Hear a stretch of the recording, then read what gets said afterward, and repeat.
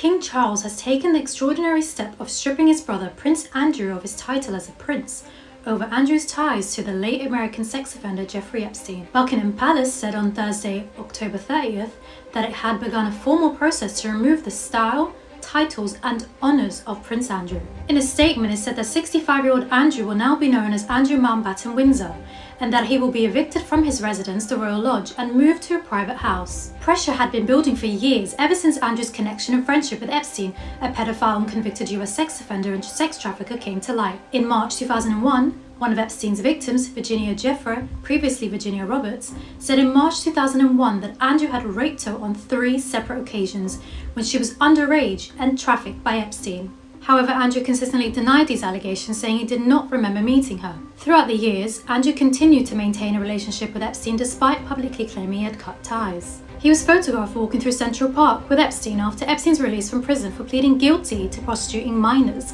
and was revealed to have continued to send in questionable emails to Epstein, who died by suicide in jail in 2019 while awaiting trial on federal sex trafficking charges.